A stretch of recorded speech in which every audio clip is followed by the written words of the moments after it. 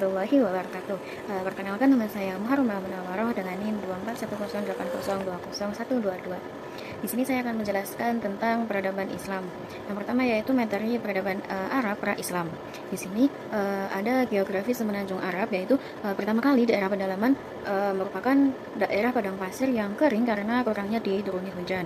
Biasanya orang-orang yang tinggal di daerah pedalaman itu disebut sebagai penduduk pengembara. Yang kedua itu ada daerah pantai, yaitu ada di bagian tengah dan selatan.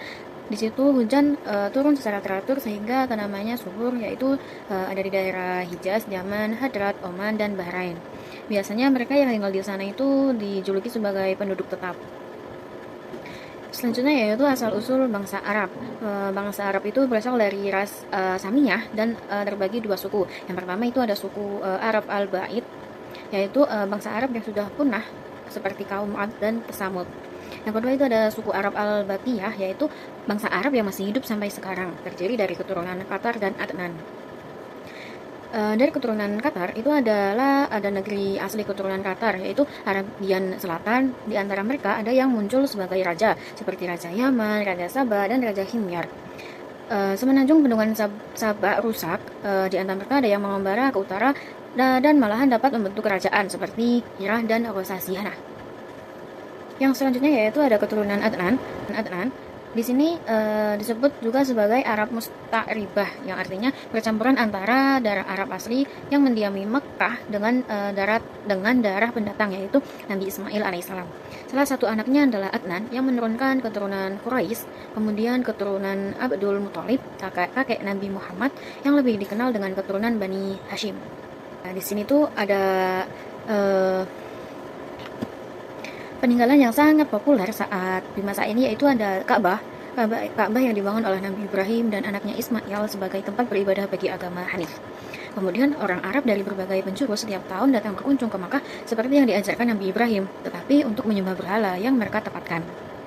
Menjelang Islam datang, Ka'bah dikelilingi kurang lebih 350 berhala yang menggambarkan jumlah suku di Jazirah Arab. Mayoritas bangsa Arab itu mempercayai atau menganut agama Watsani atau penyembah berhala. Itu masih dikatakan sebagai zaman jahiliyah, di mana orang-orang itu masih berpikir bahwa Tuhan mereka itu adalah berhala. Dikisahkan bahwa penyembah agama Watsani pertama di tengah-tengah masyarakat Arab adalah Amr bin Lubai al-Khuzai. Dialah orang yang pertama membawa patung dari Syam ke Ka'bah.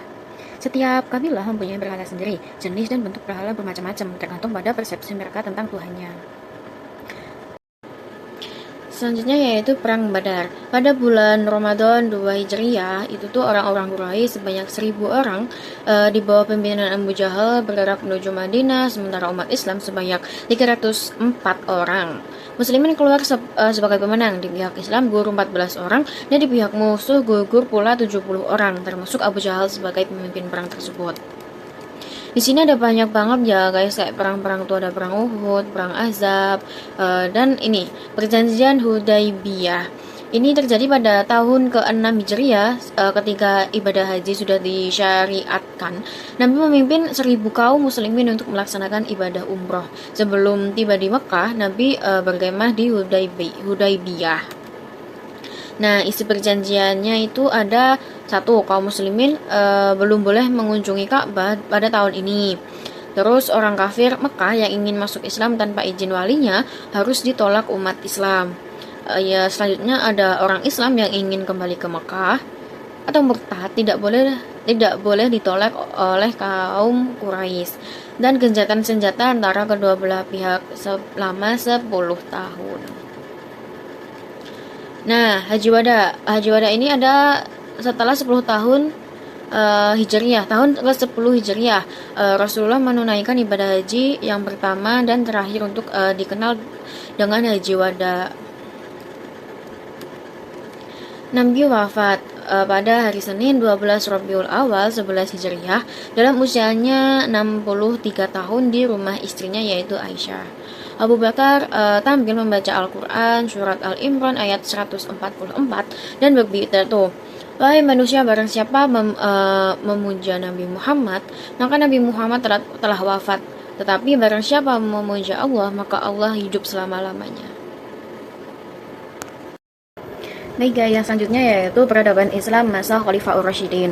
Nah, seperti yang kita ketahui, khalifah yang sering banget, yang terkenal banget itu ada 4 ya teman-teman, yaitu Abu Bakar Asy-Siddiq, terus Umar bin Khattab, Utsman bin Affan, Ali bin Abi Thalib.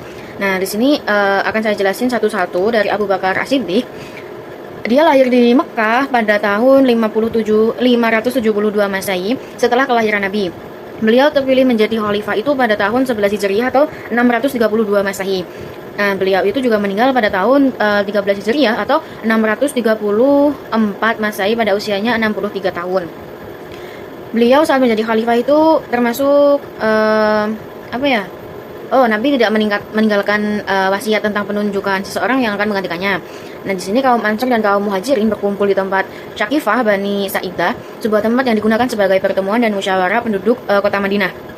Golongan Ansor itu mengusulkan Sa'id bin Ubadah. Nah, Abu Bakar ini meminta khalifah dari golongan Muhajirin dan mengusulkan Umar bin Khattab atau Abu Ubaidah bin Jarrah.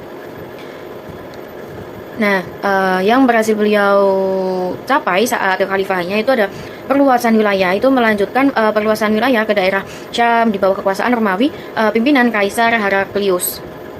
Perluasan ini dipimpin oleh 4 panglima perang, yaitu Zaid bin Abu Sufyan, Abu Ubaidah bin Jarrah, Amr bin As, Surabil bin Hasanah. Di sini juga ada pembukuan Al-Quran. Beliau itu mengusulkan untuk pembukuan Al-Quran karena melihat beberapa penghafal Al-Quran dalam ikut perang Ridda itu mengalami keguguran. Pembukuan ini diusulkan oleh Umar, namun Abu Bakar itu sangat ragu dengan usulan Umar karena sebelumnya itu Rasulullah belum melakukan hal seperti ini. Umar itu berani mengusulkan ini karena melihat beberapa penghafal Al-Quran yang ikut perang Ridda itu mengalami keguguran. Jadi takutnya nanti kalau penghafal itu tambah berkurang, nanti Al-Qurannya bakal hilang. Nah, di sini akhirnya Abu Bakar menugaskan Zaid bin Sabit untuk memimpin pengumpulan Al-Quran. Zaid berhasil menulis Al-Quran tersebut dalam satu mushaf. Itu yang dicapai oleh Abu Bakar. Yang selanjutnya yaitu Umar bin Khattab. Dia ini bertemu dengan Rasul pada kakek ke-7, sedangkan dari pihak ibunya pada kakek ke-6. Dilahirkan di Mekah 4 tahun sebelum perang Fijar. Menurut Ibnu Atsir, Umar dilahirkan 13 tahun sesudah kelahiran Rasulullah. Kriteria Khalifah Abu Bakar. Kriteria Khalifah selanjutnya yang akan ditunjuk Abu Bakar itu yang tegas tidak kejam dan yang lembut tidak lemah. Dua pilihan Abu Bakar yaitu Umar dan Ali bin Abi Thalib. Nah, Abu Bakar bermusyawarah dengan Abdurrahman bin Auf, Utsman bin Affan, Asid bin Hudzair. Di sini mereka itu kalangan orang Ansor ya, dan menetapkan Umar sebagai khalifah yang ditulis. Untuk perluasan wilayahnya itu melanjutkan perluasan yang dilakukan oleh Abu Bakar. Di sini ada administrasi negaranya juga. Ini membentuk 8 wilayah provinsi, yaitu Makkah, Madinah, Syria, Jazirah, Busra, Kufah, Palestina, dan Mesir. Menertibkan sistem pembayaran gaji dan pajak tanah. Mendirikan pengadilan negara dalam rangka memisahkan lembaga yudikatif dengan lembaga eksekutif. Untuk seni arsitektur, ini Khalifah Umar membangun kota-kota baru atau memperbarui kota-kota lama, dibangun gedung-gedung bergaya Persia, Romawi, dan Arab yang dijiwai oleh seni Islam. Untuk ilmu qiraat, itu mempelajari bacaan Al-Quran. Umar bin Khattab itu telah mengutuskan Mu'adz bin Jabal ke Palestina untuk belajar Al-Quran. Yang selanjutnya yaitu Utsman bin Affan, dengan nama lengkap Utsman bin Affan bin Abu Al-As bin Umayyah bin Abdul Al-Syam bin Abdul Al-Manaf bin Qusay. Lahir pada tahun kelima dari kelahiran Nabi. Beliau ini menikahi 2 putri Nabi, yaitu Ruqayyah dan Ummu Kulthum. Utsman ini menjadi khalifah karena adanya panitia 6. Nah, panitia 6 ini dibentuk oleh Umar bin Khattab karena akan mengadakan penggantian khalifah. Nah, sesudah Umar wafat, itu panitia 6 sudah mulai bersidang untuk memutuskan siapa khalifah selanjutnya. Untuk mushaf Al-Quran, Rasulullah memberikan kelonggaran kepada kabilah Arab untuk membaca Al-Quran menurut dialek mereka masing-masing, jadi tidak diharuskan. Untuk pemberontakan, keluarga Bani Umayyah dan sahabat-sahabat tertentu yang belum mewah melimpah berkecukupan. Sebaiknya rakyat hidup dalam kemiskinan sehingga menimbulkan kemarahan rakyat. Selanjutnya yaitu Ali bin Abi Thalib. Beliau lahir di Mekah 10 tahun sebelum kerasulan Nabi Muhammad. Menikah dengan putri Rasul yaitu Fatimah. Dan terpilih menjadi khalifah itu pada tahun 35 Hijriah atau 656 Masehi dalam usia 58. beliau terbunuh oleh Abdurrahman bin Muljan ketika sholat subuh di Masjid Kufah pada tahun 40 Hijriah atau 661 Masehi pada usia 63. Beliau menjadi khalifah itu saat Zubair bin Awam dan Talhah bin Ubaidillah meminta Ali untuk menggantikan Utsman. Jadi Ali ini menjadi khalifah karena diminta oleh Zubair dan Talhah. Pada awalnya itu Ali